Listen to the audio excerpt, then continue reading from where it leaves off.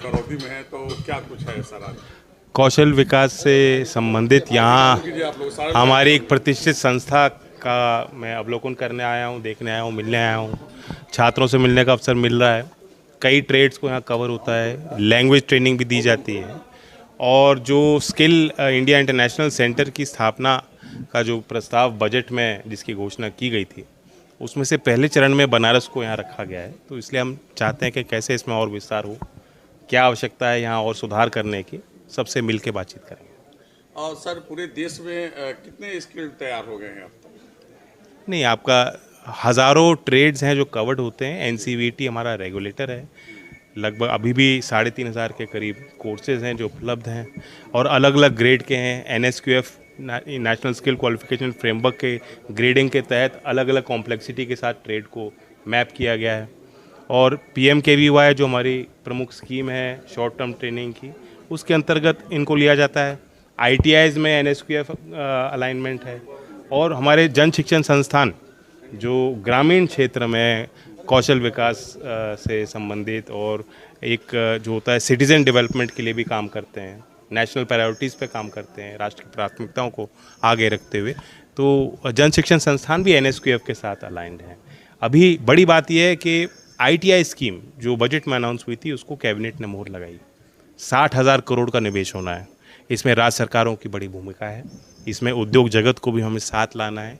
जो एमएसएमई हैं, जो छोटे यूनिट्स जहाँ चलते हैं, जो परंपरागत उद्योग हैं, उनका ख्याल रखते हुए जो नई इंडस्ट्री के क्लस्टर आए हैं उनके साथ मैप करके, और आईटीआई के गवर्नेंस, आईटीआई में इंस्ट्रक्टर्स बेहतर हों, अच्छी शिक्षा पद्धति हो, ढांचा भी सुधार हो, ताकि जो बाहर बच्चे वहाँ आईटीआई में आना चाहते हैं उनको देख लगना चाहिए कि हम एक अच्छे इंस्टीट्यूशन में पढ़ाई कर रहे हैं।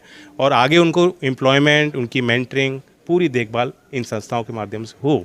देश में 1,000 ऐसे आईटीआईज को अपग्रेड करना है। हब एंड स्पोक मॉडल में इसको हम क्रियान्वित करेंगे। 200 हब होंगे, एक हब के साथ 4 आईटीआई को अटैच किया जाएगा। तो उसकी भी योजना चल रही है और उसकी चर्चाएं चल रही हैं। अभी नॉर्थ ईस्ट स्टेट्स का कॉन्फ्रेंस हुआ, अभी साउथ इंडियन रीजन का कॉन्फ्रेंस हुआ। आज मैं यूपी में भ्रमण कर रहा हूँ, यूपी में विभाग से जो उनका फीडबैक लूँगा। कल सोनभद्र में कुछ हम शुरुआत करने जा रहे हैं दूसरे मंत्रालयों के साथ। जैसा आप जानते हैं कि सरकार का मंत्र है होल ऑफ गवर्नमेंट, यानी और ख़ास तौर से कौशल विकास मंत्रालय की जिम्मेदारी बनती है, क्योंकि कौशल विकास आज देश में जितनी परियोजनाएं हैं, किसी भी मंत्रालय के अंतर्गत कोई स्कीम चल रही है, उसमें भी कौशल विकास का कुछ ना कुछ पार्ट है। तो इसलिए हम कन्वर्जेंस को अपनाते हुए दूसरे विभागों के साथ, मंत्रालयों के साथ कार्यक्रम निर्धारित करते हैं।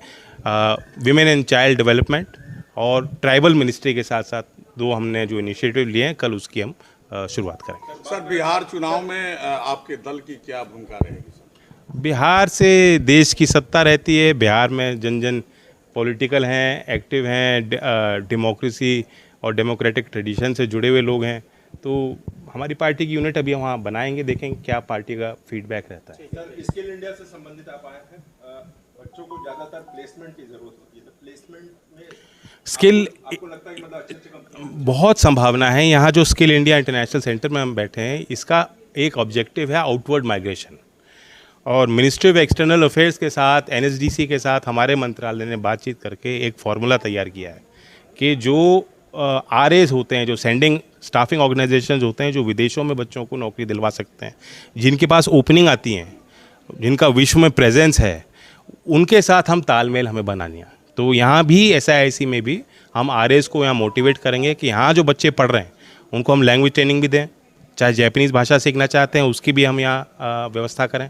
इंग्लिश ट्रेनिंग यहाँ हो रही है, ताकि जो आउटवर्ड मार्केट्स में डिमांड है, आप देखते हैं कि यूरोप में एजिंग पॉपुलेशन है और हमारे देश में एक यंग पॉपुलेशन है। तो वो चाहते हैं कि अच्छे और इंडियन वर्कर्स का सम्मान, उनकी रिस्पेक्ट पूरी दुनिया में है। जो वर्क एथिक है, जो उनका स्किल लेवल है, उसका लोहा दुनिया ने माना है।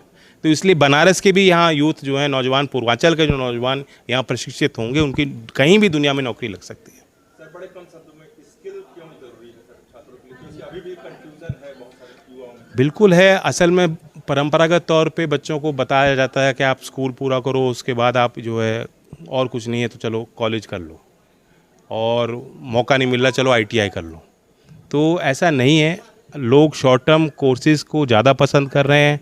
इंडस्ट्री बहुत तेज़ी से बदल रही है, इंडस्ट्री की रिक्वायरमेंट कुछ और हैं, और हमारे जो परंपरागत शिक्षा की व्यवस्था है उससे हम कुछ और बच्चों को सिखाते आए हैं, उसमें भी व्यापक तौर पे परिवर्तन हो रहा है। राष्ट्रीय शिक्षा नीति ने कौशल और शिक्षा को दोनों को साथ में जोड़ा है। ये दोनों एक अंग हैं, इनको अलग नहीं देखना चाहिए। और हाल में ही हम 15 तारीख को भी AI के क्षेत्र में फ्यूचर स्किल्स में एक बड़ा कदम उठाने जा रहे हैं।